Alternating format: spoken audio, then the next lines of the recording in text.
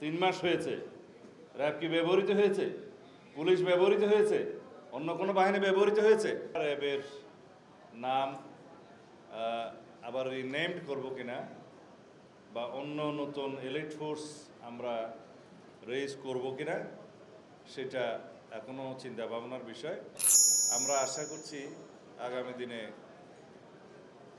সম্পূর্ণভাবে মানবাধিকারকে সমুন্নত রেখে র্যাব তার সমস্ত কর্মকাণ্ড পরিচালিত করবে এবং আমরা একটি নতুন আইন প্রণয়নের উদ্যোগ নিয়েছি, যে আইনের অধীনে একটি এলিট ফোর্স হিসাবে একটা বাহিনী থাকবে।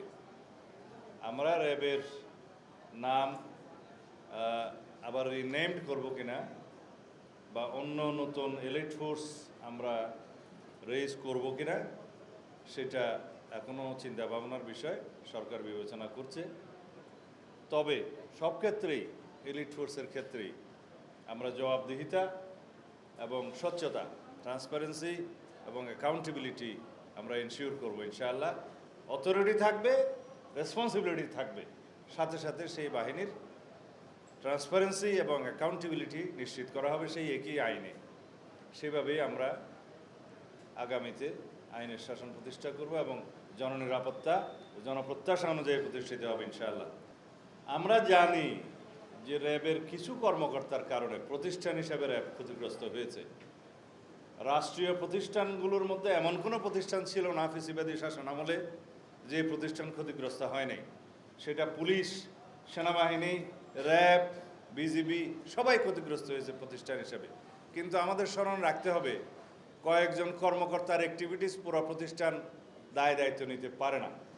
আমরা এখন যার যার নিজস্ব আইনে, সেই প্রতিষ্ঠানের আইনে সেই সমস্ত অফিসারদেরকে অ্যাকাউন্টেবল করার জন্য এবং বিচার আইনের আওতায় নিয়ে আসার জন্য আমরা অলরেডি অনুশাসন দিয়েছি। কারণ প্রতিষ্ঠান দায়ী না, আইন আছে, প্রতিষ্ঠান কিভাবে চলবে, কর্মকর্তারা কিভাবে সেই আইন মাফিক চলে পরিচালিত হবে। যদি কিছু সংখ্যক কর্মকর্তা কর্মচারী বিপদগ্রস্ত হয় বা বিপদে যায়, তারা পার্সোনালি দায়ী, কোনো প্রতিষ্ঠান দায়ী না। আমরা সেই দৃষ্টিতেই দেখি।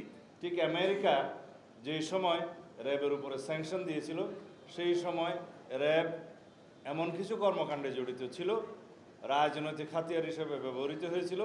সেই সময় ফ্যাসিবাদী সরকারে যারা দণ্ডমুণ্ড ছিলেন, শেখ হাসিনা তার রাজনৈতিক হাতিয়ার হিসেবে তাদের উদ্দেশ্য চরিতার্থ করার জন্য, একদলীয় শাসন ব্যবস্থা এবং একদলীয় রাষ্ট্র ব্যবস্থা কায়েমের জন্য যে উদগ্র বাসনা তাদের ছিল, সেটা কায়েমের জন্য এইভাবে অনেক প্রতিষ্ঠানকে ব্যবহার করেছে।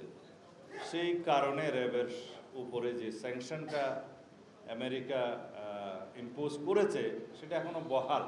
কিন্তু আমরা যদি এলিট ফোর্স হিসেবে একটা নতুন কোর্স রিনেমড করি বা রেজ করি, সেখানে হয়তো তারা বিষয়টা পুনর্বিবেচনা করবেন।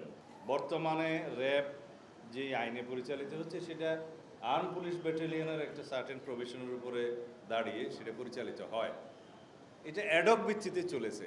একটা প্রতিষ্ঠান এভাবে অ্যাডক ভিত্তিতে পরিচালিত হওয়ার সঠিক ছিল না। এখন আমরা সেটা আইন করব আলাদা এলিট ফোর্সের জন্য। সেখানে অথরিটি দেওয়া থাকবে, তাদের রেসপন্সিবিলিটি ফিক্স করা থাকবে এবং সেই ক্ষেত্রে তাদের জবাবদিহিতা, অ্যাকাউন্টেবিলিটি এবং ট্রান্সপারেন্সিটাও নিশ্চিত হবে। সেই হিসাবে আইনটা আসবে। এখনও ডিটেইল বলার সময় আসেনি। মন্ত্রণালয়ের দায়িত্বে আসার পরে দেখলাম যে সেটা ঠিক না। একটা বাহিনী রেজ হয়েছে, তার জন্য সুনির্দিষ্ট আইন থাকতে হবে এবং তাদের দায়িত্ব বন্টন করা থাকবে, সেখানে স্বচ্ছতা থাকবে এবং জবাবদিহিতা থাকবে। সেই হিসাবেই অন্যান্য বাহিনী যেভাবে আছে ওভাবে থাকবে। কিন্তু এই আইনটা সেভাবে নয়, এটা ডিফেক্টিভ ছিল, এখনও তাই আছে। তা আমরা এখন সংশোধন করব। নতুন প্রত্যাশা জনপ্রত্যাশা অনুযায়ী জননিরাপত্তা নিশ্চিত করতে হবে। সেই জন্য একটা এলিট ফোর্স অবশ্যই দরকার হবে। তাদের যে equipments, logistics, training, facilities, assets সব কিছু সেখানে যাবে। মর্নিং শুজ দি ডে 3 মাস হয়েছে। র্যাব কি ব্যবহৃত হয়েছে? পুলিশ ব্যবহৃত হয়েছে? অন্য কোনো বাহিনী ব্যবহৃত হয়েছে? পলিটিক্যাল উদ্দেশ্যে হয়েছে? সুতরাং মর্নিং শুজ দি ডে।